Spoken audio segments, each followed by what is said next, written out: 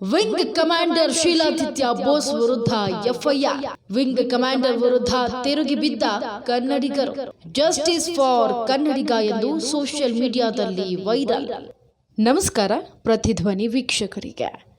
Bengaluru road ರೇಜ್ ಪ್ರಕರಣ ಸನಿಮಿಯ ತಿರುವು ಪಡೆದಿದ್ದು, ಟೆಕ್ಕಿ ವಿಕಾಸ್ ಕುಮಾರ್ ಮೇಲೆ ಹಲ್ಲೆ ನಡೆಸಿದ್ದ ಆರೋಪದಲ್ಲಿ ವಿಂಗ್ ಕಮಾಂಡರ್ ಶೀಲಾದಿತ್ಯ ಬೋಸ್ ವಿರುದ್ಧವೇ ಪ್ರಕರಣ ದಾಖಲಾಗಿದೆ.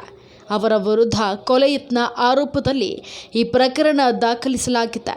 ಆದರೆ ಎಫ್ಐಆರ್ನಲ್ಲಿ ವಿಂಗ್ ಕಮಾಂಡರ್ ಹೆಸರು ಉಲ್ಲೇಖಿಸದೇ ಇರುವುದು ಸ್ಥಳೀಯ ಜನತೆಗೆ ಆಕ್ರೋಶಕ್ಕೆ ಕಾರಣವಾಗಿದೆ. ವಿಂಗ್ ಕಮಾಂಡರ್ ಶೀಲಾದಿತ್ಯ ಬೋಸ್ ವಿರುದ್ಧ ಎಫ್ಐಆರ್. ವಿಂಗ್ ಕಮಾಂಡರ್ ವಿರುದ್ಧ ತಿರುಗಿ ಬಿದ್ದ ಕನ್ನಡಿಗರು. ಜಸ್ಟಿಸ್ ಫಾರ್ ಕನ್ನಡಿಗ ಎಂದು ಸೋಷಿಯಲ್ ಮೀಡಿಯಾದಲ್ಲಿ ವೈರಲ್. ಕನ್ನಡಿಗನಿಗೆ ಹೊಡೆದಿದ್ದು ಮೆಚ್ಚುವಂತದ್ದಲ್ಲ. ಶೀಲಾದಿತ್ಯ ಬೋಸ್ಗೆ ಸರಿಯಾದ ಶಿಕ್ಷೆ ಆಗಬೇಕು ಎಂದು ಪ್ರೊಟೆಸ್ಟ್. ಇನ್ನು ಆರಂಭದಲ್ಲಿ ಕನ್ನಡ ಭಾಷಾ ವಿಷಯಕ್ಕಾಗಿ ನಡೆದ ಜಗಳ ಎಂದು ವೈರಲ್ ಆಗ್ತಿದ್ದಂತೆ ಬಳಿಕ ಕಾರು ಬೈಕಿನ ನಡುವೆ ಡಿಕ್ಕಿಯಾಗಿದ್ದರಿಂದ ಈ ರೀತಿ ವರ್ತಿಸಲಾಗಿದೆ ಎನ್ನಲಾಗಿತ್ತು.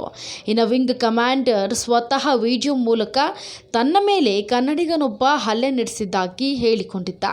ಮುಖಕ್ಕೆ ರಕ್ತ ಬರಿಸಿಕೊಂಡು ವಿಡಿಯೋ ಮಾಡಿ ಸಾಮಾಜಿಕ ಜಾಲತಾಣದಲ್ಲಿ ಪೋಸ್ಟ್ ಮಾಡಿದ್ದ. ಇದನ್ನೆಲ್ಲ ನಂಬಿದ ಪೊಲೀಸರು ಯುವಕನ ವಿರುದ್ಧ ಎಫ್ಐಆರ್ ದಾಖಲಿಸಿಕೊಂಡು ವಶಕ್ಕೆ ಪಡೆದುಕೊಂಡಿದ್ರು. ಆದರೆ ಇದೀಗ ಈ ಪ್ರಕರಣಕ್ಕೆ ಬಿಗ್ ಟ್ವಿಸ್ಟ್ ಸಿಕ್ಕಿತು. ಸ್ಥಳದಲ್ಲಿನ ಸಿಸಿಟಿವಿಯಲ್ಲಿ ಬೋಸ್ನ ನವರಂಗಿ ಆಟ ಬಯಲಾಗಿದೆ. ಹಲ್ಲೆಗೆ ಭಾಷೆಯ ಬಣ್ಣ ಕಟ್ಟಿದ ವಿಂಗ್ ಕಮಾಂಡರ್ ಕಹಾನಿಗೆ ಟ್ವಿಸ್ಟ್. ಶೀಲಾದಿತ್ಯ ಬಂಧಿಸುವಂತೆ ಕನ್ನಡಿಗರ ವ್ಯಾಪಕ ಆಕ್ರೋಶ. ಬೆಂಗಳೂರಿನ ಬೈಯಪ್ಪನಹಳ್ಳಿಯಲ್ಲಿ ನಡೆದಿದ್ದ ರೋಡ್ ರೇಜ್ ಪ್ರಕರಣ ಬೇರೆ ಸ್ವರೂಪ ಪಡೆದುಕೊಂಡ ಕಾರಣ ರಾಜ್ಯ ಮಾತ್ರವಲ್ಲದೆ ರಾಷ್ಟ್ರ ಮಟ್ಟದಲ್ಲಿ ಚರ್ಚೆಗೆ ಗ್ರಾಸವಾಗಿತ್ತು.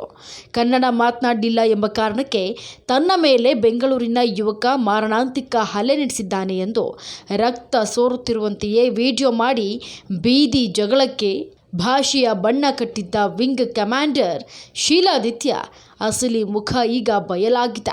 ಕಾರಿನಲ್ಲಿ ಚಲಿಸುವ ವೇಳೆ ಬೈಕ್ ಚಾಲಕ ವಿಕಾಸ್ ತಮ್ಮನ್ನ ಅಡ್ಡಗಟ್ಟಿ ಕನ್ನಡದಲ್ಲಿ ಅವಾಚ್ಯವಾಗಿ ನಿಂದಿಸಿ ತಮ್ಮ ಮೇಲೆ ಮಾರಣಾಂತಿಕ ಹಲ್ಲೆ ನಡೆಸಿದ್ದಾನೆ ಎಂದು ವಿಂಗ್ ಕಮಾಂಡರ್ ನೀಡಿದ್ದ ದೂರಿನ ಆಧಾರದ ಮೇಲೆ ಬೈಕ್ ಚಾಲಕ ಓರ್ವ ಕನ್ನಡಿಗ ವಿಕಾಸ್ ಮೇಲೆ ಎಫ್ಐಆರ್ ದಾಖಲಿಸಲಾಗಿತ್ತು. ಆದರೆ ಸಿಸಿಟಿವಿ ದೃಶ್ಯಗಳು ಹೊರಬಿದ್ದ ನಂತರ ಪ್ರಕರಣಕ್ಕೆ ಹೊಸ ಟ್ವಿಸ್ಟ್ ಸಿಕ್ಕಿತ್ತು.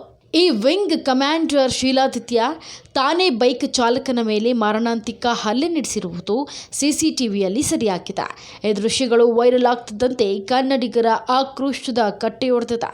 ಈ ಸಂಬಂಧ ಹಲ್ಲೆಗೊಳಗಾದ ಕನ್ನಡಿಗನ ವಿಕಾಸ್ ಕೂಡ ದೂರು ನೀಡಿದ್ದು, ಪೊಲೀಸರು ವಿಂಗ್ ಕಮಾಂಡರ್ ಮೇಲೆ ಎಫ್ಐಆರ್ ದಾಖಲಿಸಲು ಸಹ ಮೀನಾಮೇಷ ಎಣಿಸಿದ್ದು ಕನ್ನಡ ಪರ ಹೋರಾಟಗಾರರಾದಂತಹ ರೂಪೇಶ್ ರಾಜಣ್ಣ ಅವರನ್ನು ಕೆರಳಿಸಿತ್ತು.